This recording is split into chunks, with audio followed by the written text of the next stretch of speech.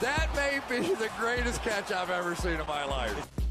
Okay, we just updated our Dynasty rankings over there on Patreon for the month of February. Now, y'all know that, of course, we go through and we just tweak those Dynasty rankings pretty much every other day because I'm a degenerate. I love Dynasty fantasy football more than you do, and I can guarantee you that. But nonetheless, we had the official announcement over there on Patreon. We had the official list out there. So, of course, you can go pull that up right now if you're a member of our awesome community. If you want to join our community, get access to our startup rankings, our Dynasty rookie rankings, get in a Dynasty league with us, get an in-depth podcast breaking down your Dynasty team, yada, yada, yada. That can all be found on Patreon with the link down in the description.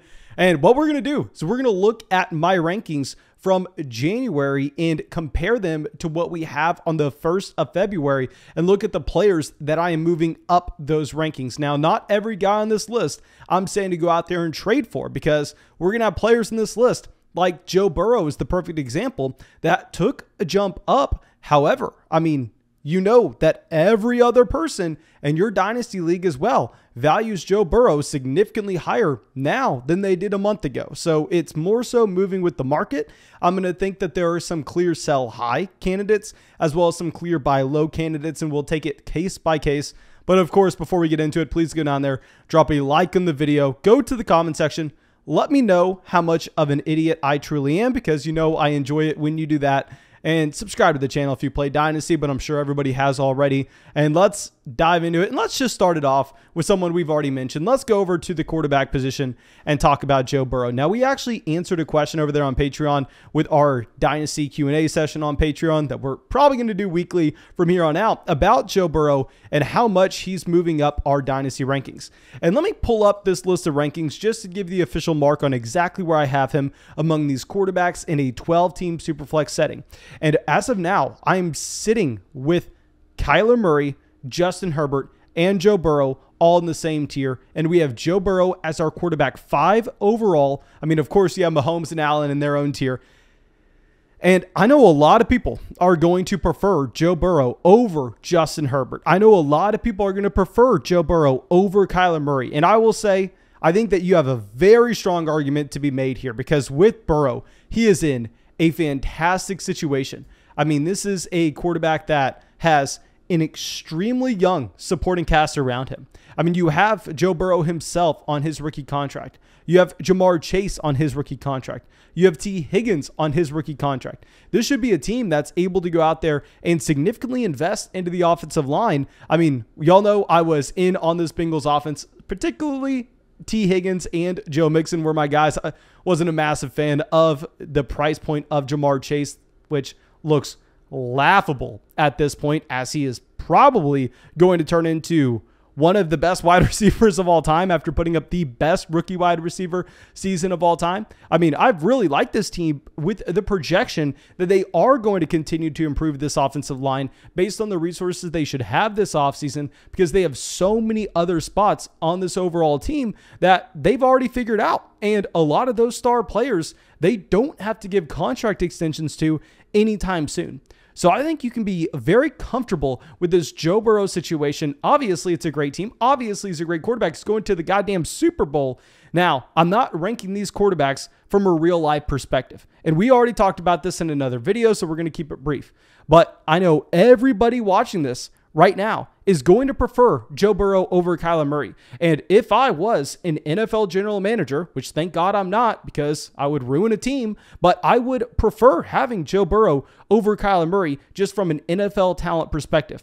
However, as we've already discussed, if we're playing in a 4-point passing touchdown format where so much of the quarterback production is dictated based on their rushing upside, I am still going to prefer a player like Kyler Murray, because while yes, Burrow has been fantastic, and he is going to continue to progress as this entire offense should as well, we can still take a step back. We can still look at what happened this season, and we can see that Joe Burrow was the quarterback 10 on a points per game basis. This is behind options like Kyler Murray and Justin Herbert, who we have both ranked ahead of Joe Burrow. And yeah, he's looked great in the NFL playoffs, but we get the exact same Joe Burrow here in the playoffs compared to what we had in the regular season. I mean, not much has changed. He's come out and in 3 games, he's averaging 280 passing yards a game. And what's really notable here is 9 rushing yards a game. 4 total passing touchdowns, 2 interceptions. I don't want to be focusing in too much on this 3-game stretch, however, and I know that a lot of people are going to be doing so. A lot of people are going to look at that 3-game stretch by Joe Burrow, and trust me, I am rooting for the Bengals. I was rooting for the Bengals, I mean, staring at that TV the entire game against the Kansas City Chiefs. My family had no idea why I was rooting for the Bengals. I actually went to visit them and watch it with them, but I just want to see this offense do well.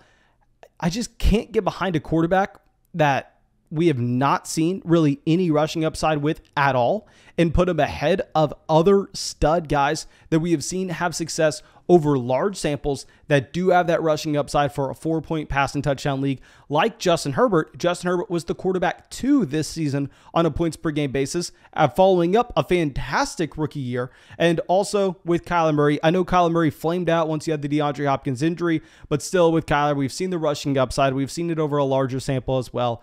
So no, a lot of people probably aren't going to agree with me, but even though we've moved up Joe Burrow, I believe previously, if you're looking at where we had him a little over a month ago, if you look about 6 weeks ago, we instead had him in the tier with guys like Lamar Jackson and Dak Prescott. And of course, you're preferring Joe Burrow over those options now, but I still would trade him for Justin Herbert or Kyler Murray. And now going over to our next player, someone that we cannot talk enough about. I mean, I'm sure everybody over on Patreon's tired of it by now, but Cam Akers. With Cam Akers, I understand. If you're looking at the statistics during this playoff stretch, Akers hasn't been great. I mean, this has been a team that has given Cam Akers the ball 54 times, 54 rush attempts for a total of 151 rushing yards. He's averaging less than 3 yards per carry. That's not a good mark. It's not exciting, really, to see him go out there and just run straight into the line of scrimmage and then fall down and waste a down for the Los Angeles Rams. And what's also not that exciting is the fact that they're really not using him as a receiving running back out of the backfield, which is something else. Remember, we saw this his rookie season.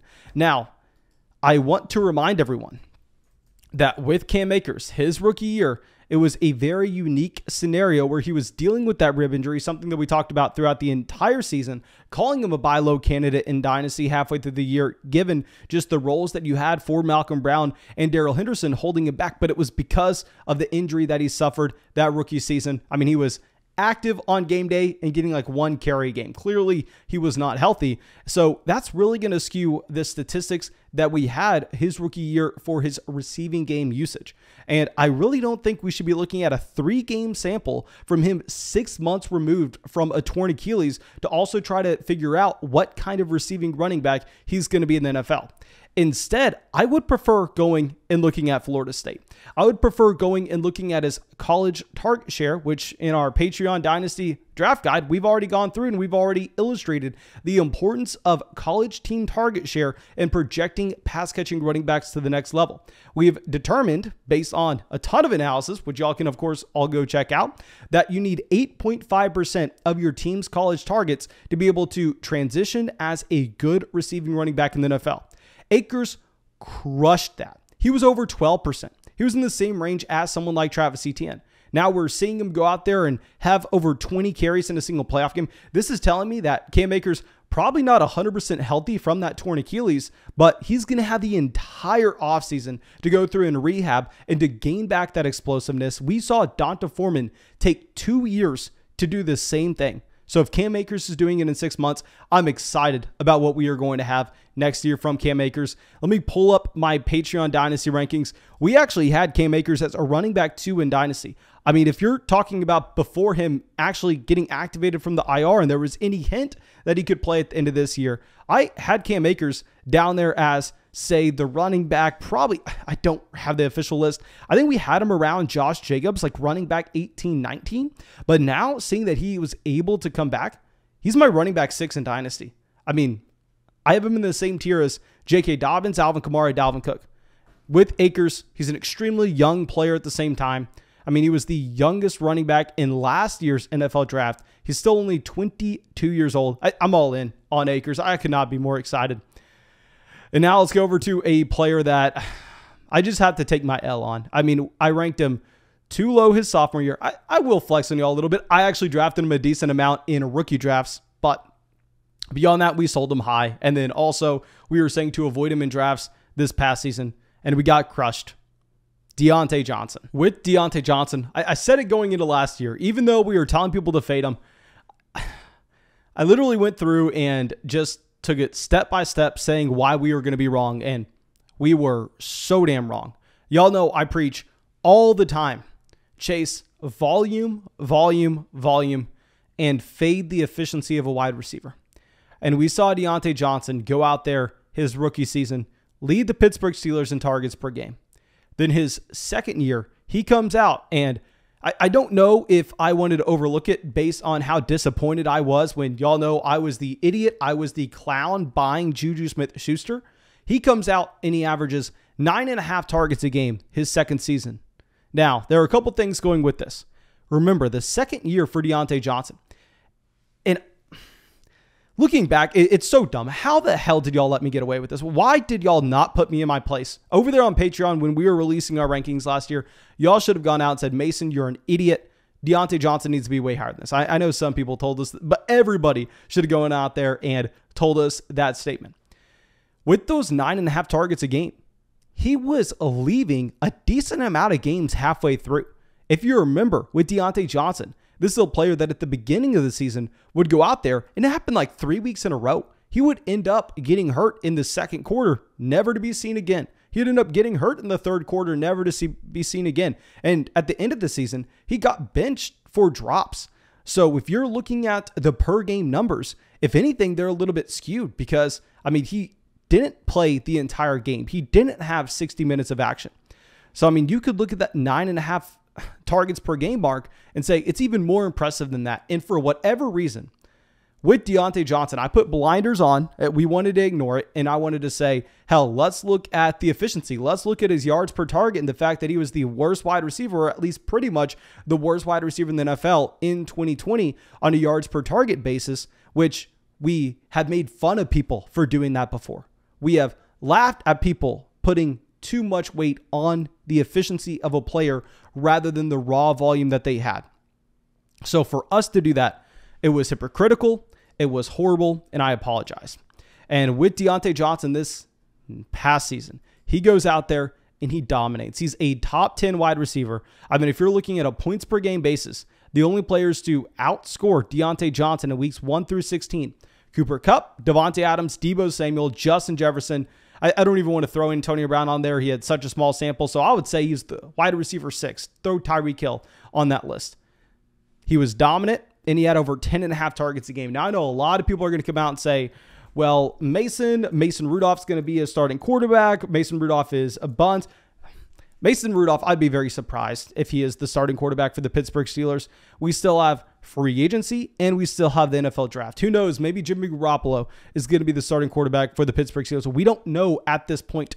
And what I would say to combat those people who coming out and saying that we need to be lowering Deontay Johnson down based on quarterback play, Ben Roethlisberger wasn't exactly a great quarterback over the past 2 seasons. I would make the argument that Ben Roethlisberger was possibly the worst quarterback in the NFL playoffs this past year. So I don't think you're getting an immediate step down if you go from someone like Big Ben to Jimmy Garoppolo, even though you're not, I'm not a big Jimmy Garoppolo fan.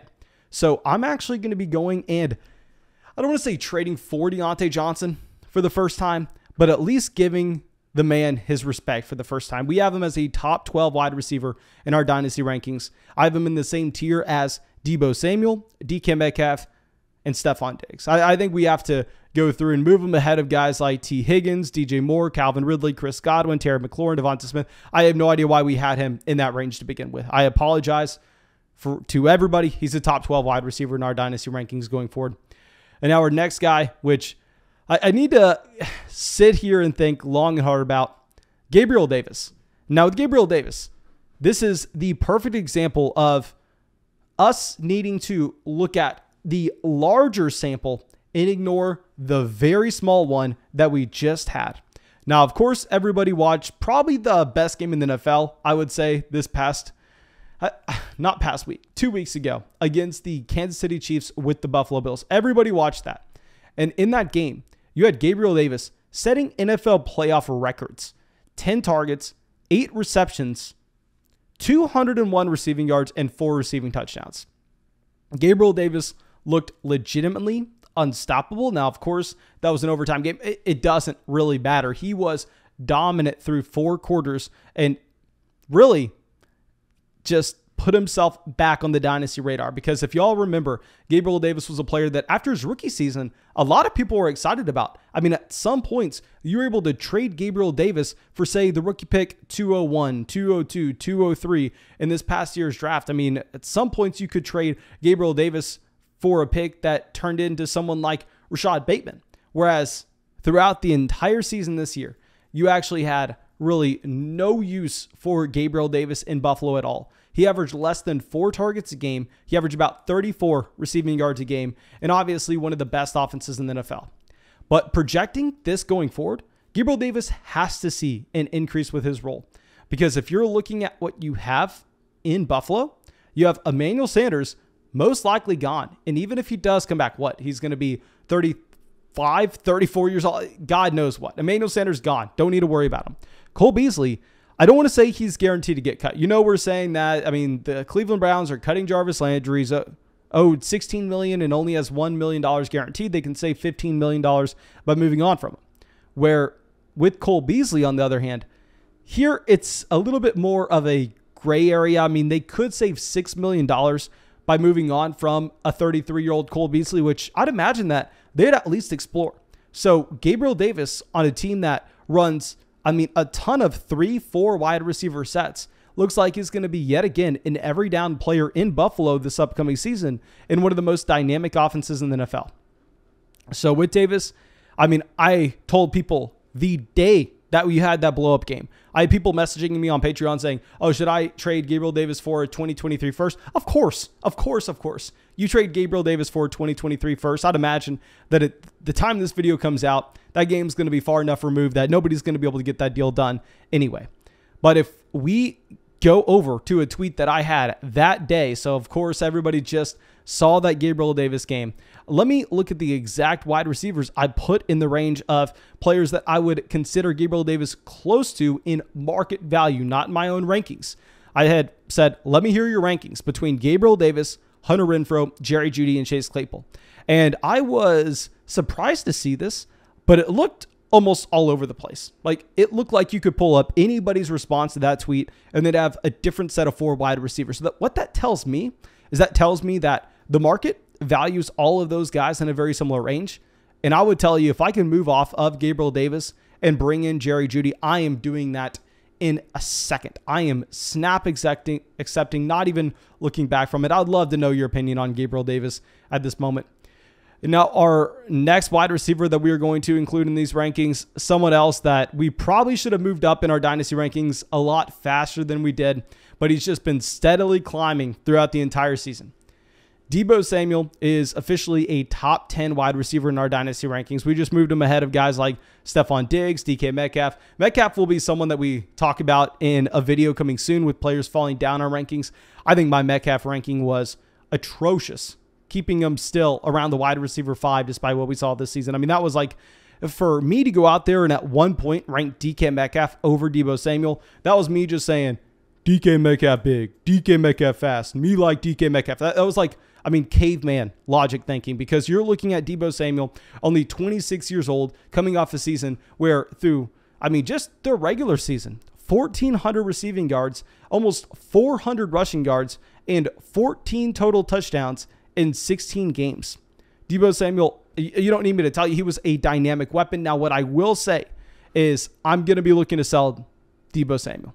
If we could pivot over from Deebo Samuel, a wide receiver that I have higher in our rankings right now than Deebo is going to be someone like Jalen Waddle. Now, I know a lot of people aren't going to like that. I am just a little hesitant with Deebo. And y'all know I'm of the opinion that 9 times out of 10, if you're going out there and you're trying to project an injury onto a player, you are doing yourself a disservice. That 9 times out of 10, the player's not injury prone.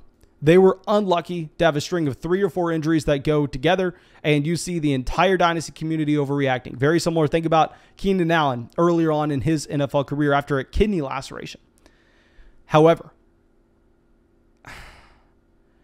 I think we can say Deebo is at a higher risk for injury than what you would have from an average wide receiver. Now, I understand he goes out there and he plays the entire season and handles a very large workload this year. But if we take a step back and look at what he did in college, he stayed 5 years at South Carolina because of injuries. He played with injuries in high school and at the beginning part of his NFL career. I'm going to be a little bit hesitant not to mention that while I love Trey Lance, I'm not expecting Lance to be an above average passer when it comes to his volume. But I am expecting Lance to be a great fantasy asset based on his legs. Very similar to Jalen Hurts, where I think that could cannibalize into Deebo Samuel. Now, thank you so much for being a part of the flock and supporting the channel. I really hope that this video was able to help you out. Really hope that you got something from it. Of course, if you want to go join our awesome community of Dynasty fantasy football players, you can find those links in the description of this video as well in the comment section. And I think that should be it. I hope you have a great day. Hope we get to see you out with the video tomorrow and the next day, and the next day, and the next day. Of course, thank you again.